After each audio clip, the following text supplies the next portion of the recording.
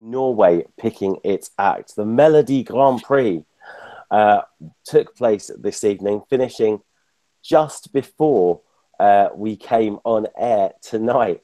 There were 10 songs competed, 10 songs, got whittled down to 4, got whittled down to 2. There's only one winner. We're going to take the songs in turn. And first up tonight was Chris Medina, who sung the song We Try. Was this a trying song or was this a delightful song? Phil and Michelle, what were your views on this? It didn't really do it for me. It was jolly enough, but it sort of sounded like a million other songs. I didn't think it was quite hitting the high notes, and there did seem to be a lot of songs with dancers flapping their arms around madly, and this was one of them. There were loads of them today. All this stuff going on, and it kind of, I thought it was sort of masking or trying to distract from songs that were a bit weak. Not for me. Well, I quite liked it. I thought it was a nice beat song. He sang it okay. The staging was okay. It was a good effort. But it was first, and it was a very long time ago.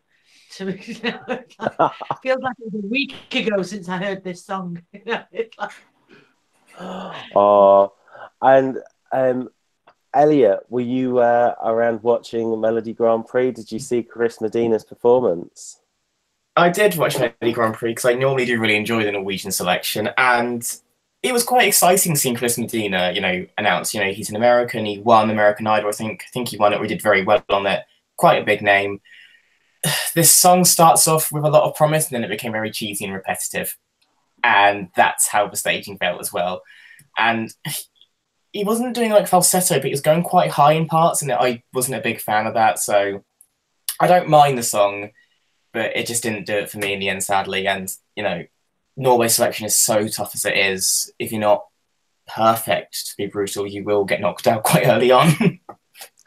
And do you know what? This is true. And I do think that this certainly didn't have an impact.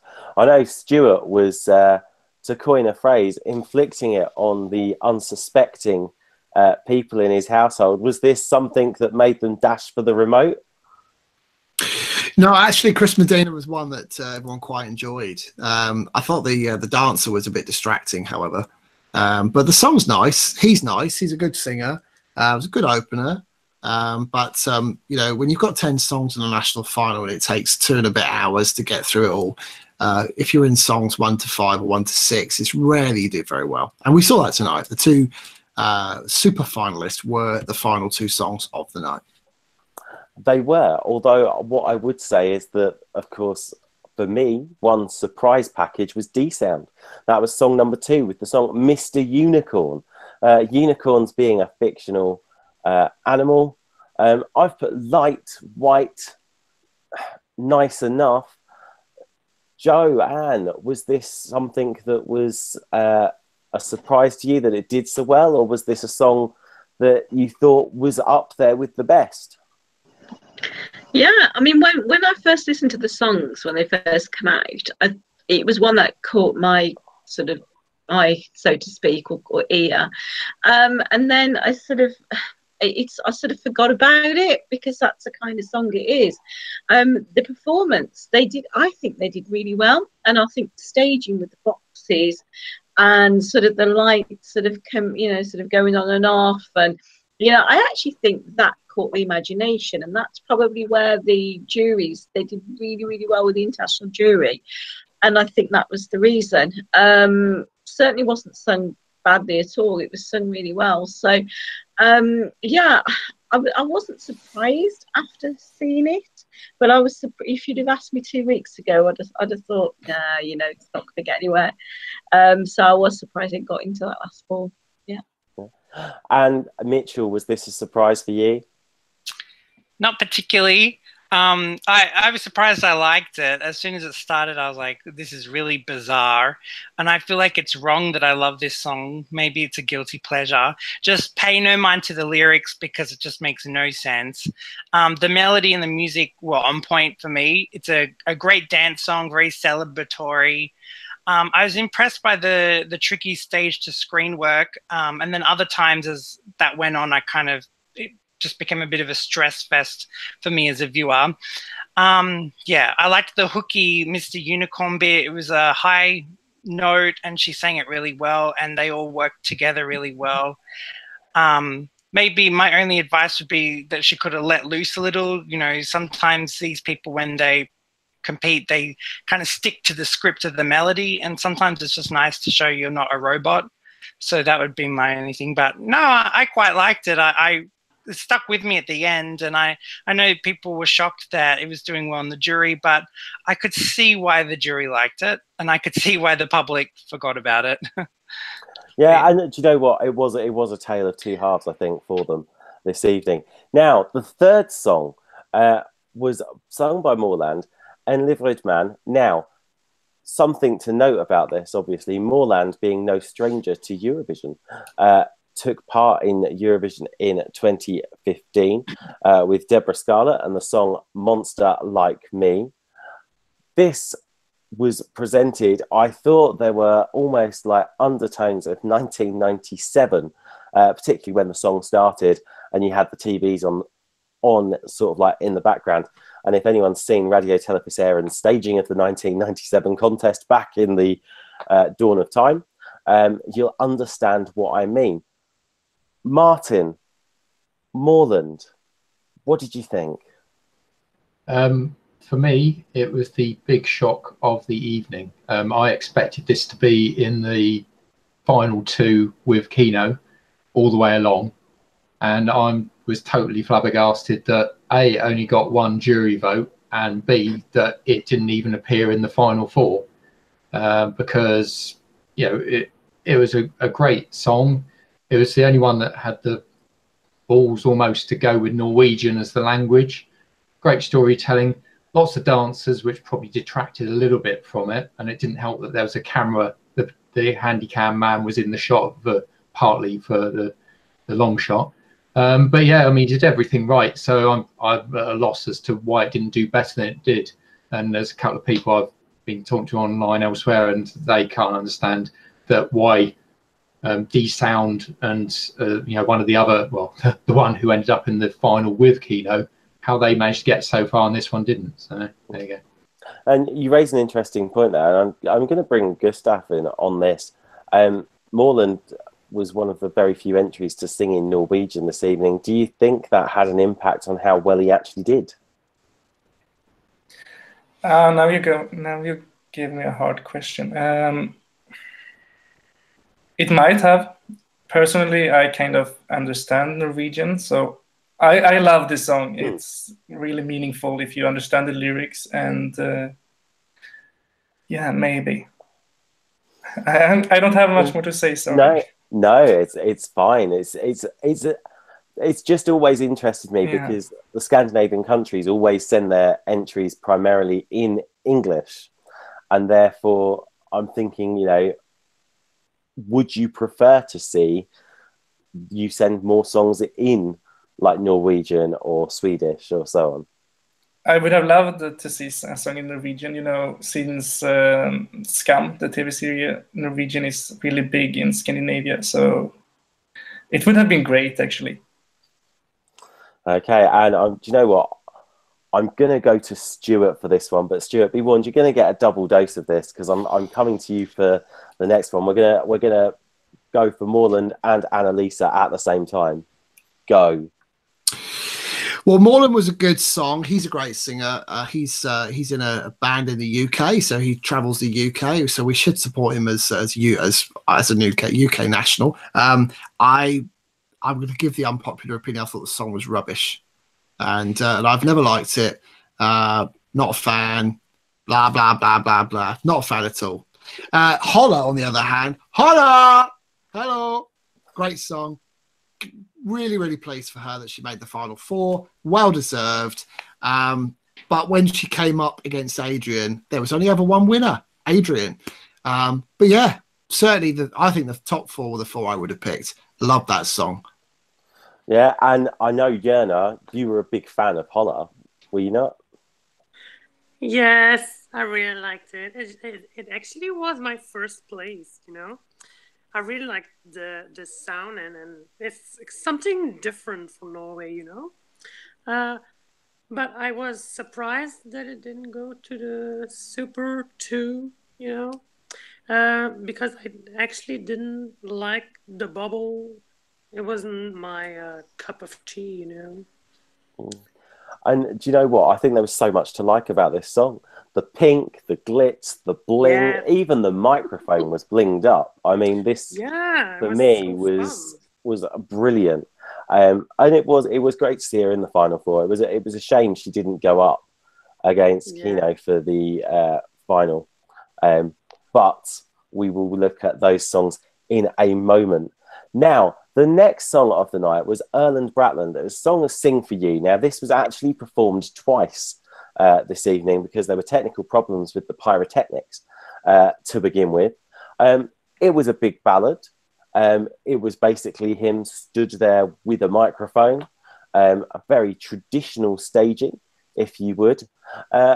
Elliot, Erland Bratland, did he sing for you this evening?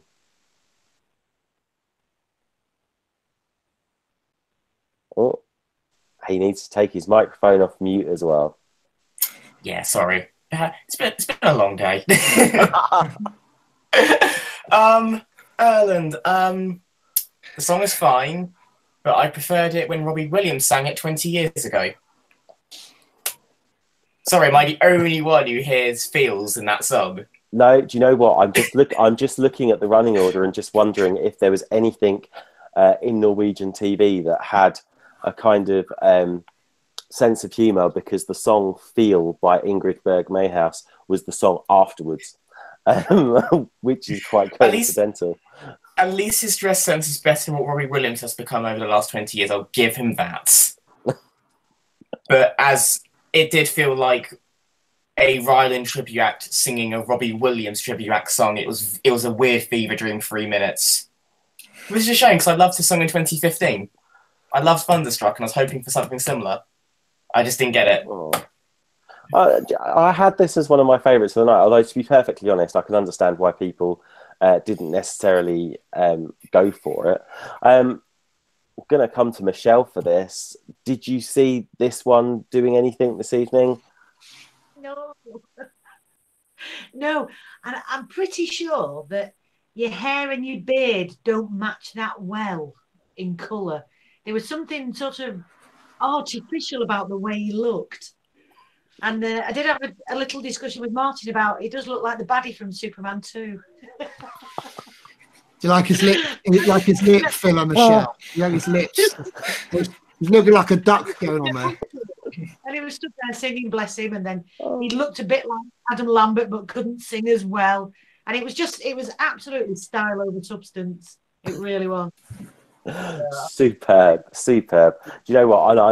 I knew you would be offering something like that. Now, as I've said, the next act of the night was Ingrid Berg Mayhouse. It was the song "Feel." Wind Machine, red flowy dress. Phil, was this a song that you thought should have actually made it into the final four this evening? He was okay. It was pleasant enough. It wasn't a bad song. Another one with the dancer with the arms everywhere. It didn't really stand out for me. And the other thing, Norway, stop with the violins already. Just because you won once with it. Stop it. And Joe, was this a song that you would have liked to have seen in the final four, or were you too hooked on some of the others? Definitely not one I wanted to see. Yeah, she's a nice enough lady. I don't know. I didn't think she sang it very well. I thought she was a little bit off key at the beginning, and I didn't know it's just nerves. Certainly didn't come across to me that well anyway. But no, I must admit I wasn't a fan, and yeah, I was I knew which ones I wanted to win, and she certainly wasn't one of them, unfortunately. Now, the next act of the evening was my personal favourite. Seventh act on, I thought lucky number 7, Hank Von Hell, Fake It. We had the hat, we had the cloak, we had the beard, and his idol was Ricky Martin, something I'm sure he has in common with Stuart. Stuart, Hank Von Hell, surely this, you know, There Will Be Fire, surely this is hashtag banger. It was good. It was very, very good. Yeah, I must admit, I when I saw him come out with that makeup, I thought, blimey, Michelle's on stage. Love you, Michelle. Mwah. No, I thought it was great. You know, nothing beats a guy wearing makeup with a top hat, wearing a king's gown. I mean, it's just fantastic, wasn't it? It was great Eurovision, a great Eurovision moment. Who doesn't like hard metal at Eurovision? Yeah, it was a pity it didn't win, but yeah, such is life. Hank Von Hell actually watches these shows and commented, so we got to be nice to him. Well done, Hank. You did great, mate. He did brilliantly. Do you know what? It was a breathtakingly brilliant performance. I loved it. Absolutely amazing. And I'm going to give him a quick wave now if he is watching. Bill and Michelle, Hank Von Hell, surely this should have won. Oh, absolutely. Yeah. For me, I thought it reminded me a bit of We're Not Going to Take It by Twisted Sister. Yes. This was better. And the performance was pure Spinal Tap. It was absolutely fantastic. Best song of the night. I just Brilliant. put on my nose, I just put winner, winner, chicken dinner. Hey, fantastic. And do you know what? If Tel Aviv are looking for an interval act, I think they should look no further. Okay, failing that, Stuart, you're going to Tel Aviv, you could do a Hank Von Hell tribute act. I'm up for that, Tom. Hey, now the 8th act of the evening was KEiiNO Dahl. It was a song, Hold Me Down, classy performance. Lots of, you know, personally, I think they have been watching the show because, quite frankly, we say there will be fire. There was fire, definitely. Lots of orange swirling fire as part of the performance. Gustav, was this a surprise to you that it didn't do better? No, honestly, I didn't like the song at all. And the best part for me was seeing Senek from Belgium in the green room. And yeah, I can. Do you know what? And I can totally understand that as well. I'm going to bring Martin in on this discussion. Whenever I see the orange fire colours these days, I just think of Fuego. Do you think this might have impacted on KEiiNO's chances? This was well, basically during the show, I put the comments that the best bits of the whole bit with KEiiNO was she looked very nice in her postcard, and there was the nice swirly effect on the floor, and that was probably about the plus points for this performance. It was too busy on the stage, weakest vocals of the night, probably the weakest song as well. So it was more like a little tiny flame, not a big fire. Certainly no Fuego. Now, cool.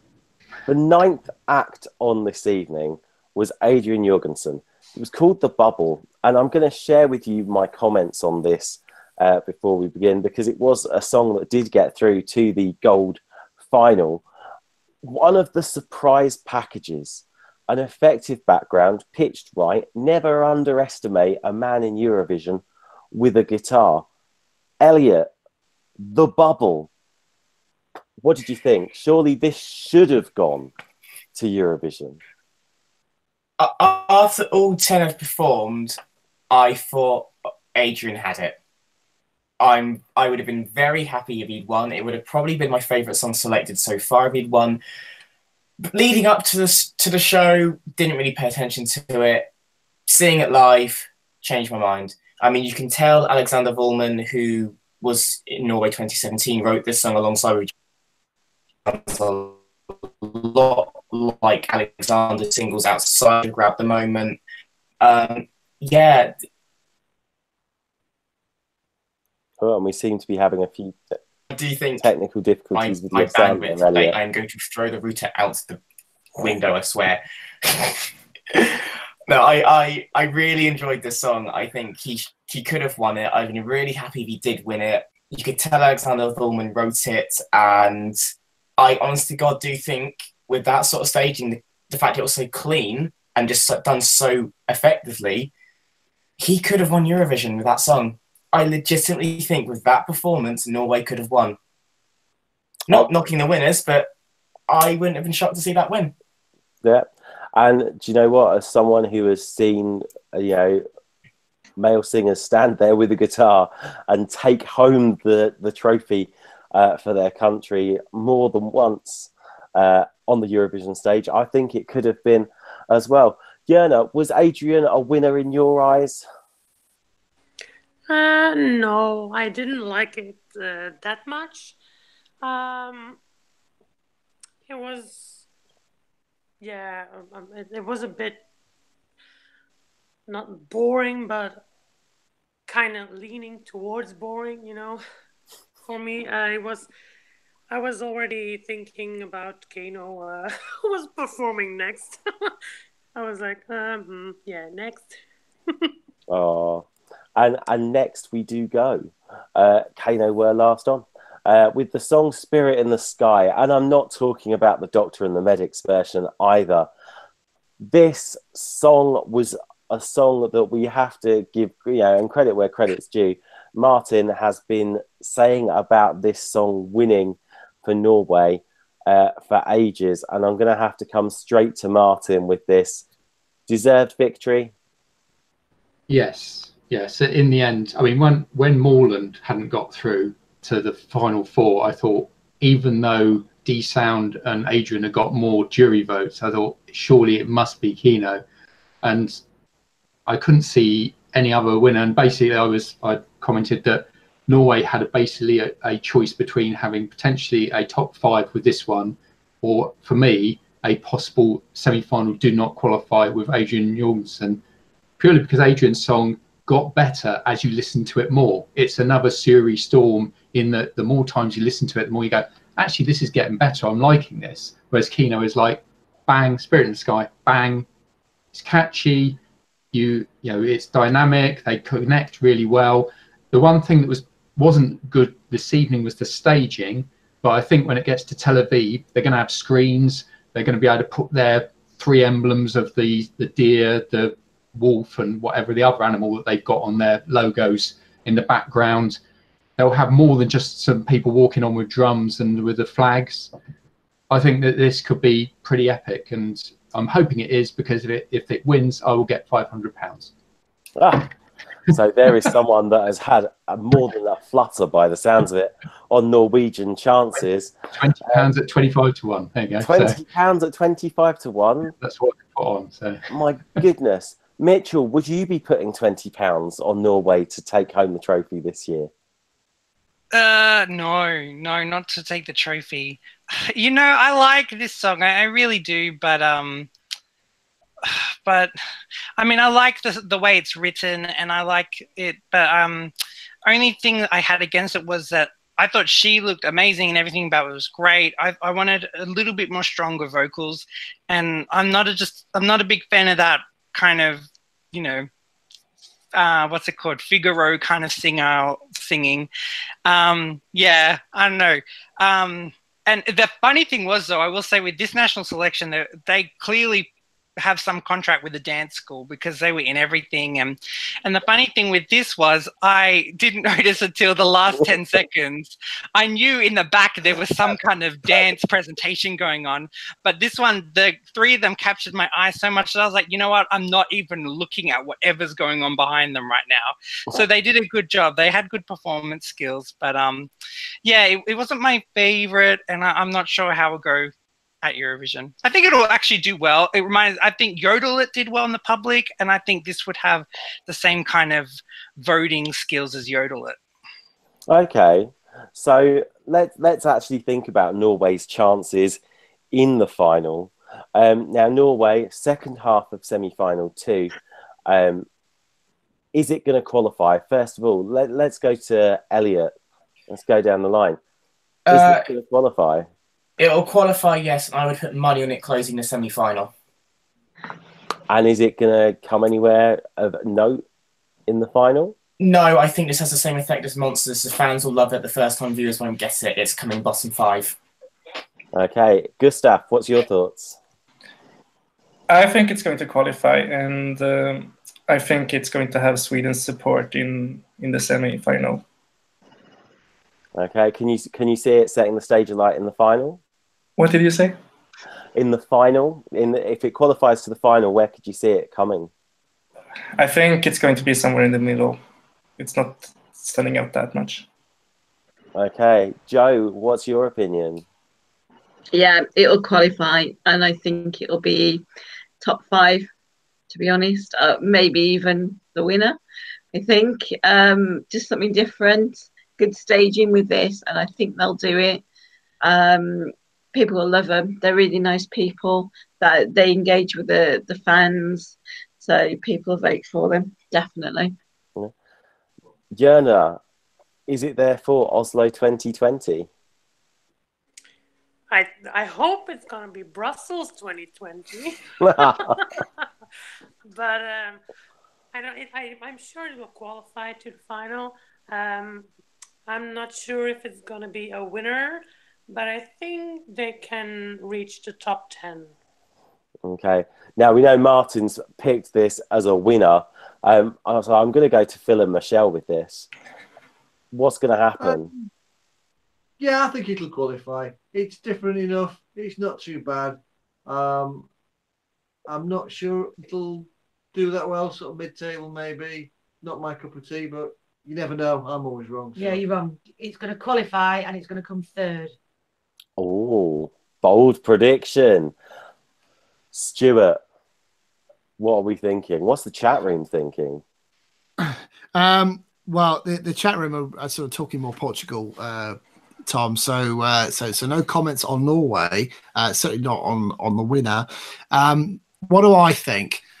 Okay, so I'm going to go against the panel. I think this is the sort of song the fans love, but inevitably does badly at Eurovision.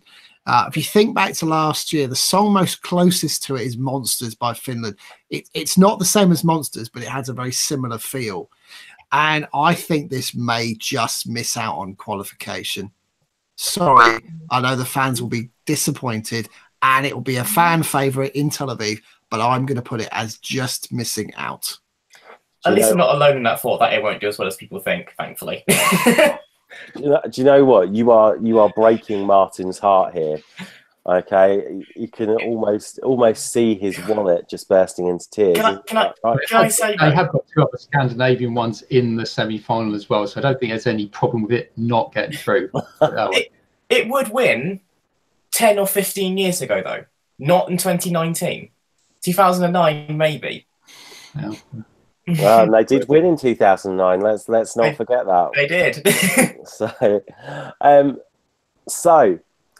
in the chat room also this evening, David says that Norway is bound to come in the top 5-10 in the final.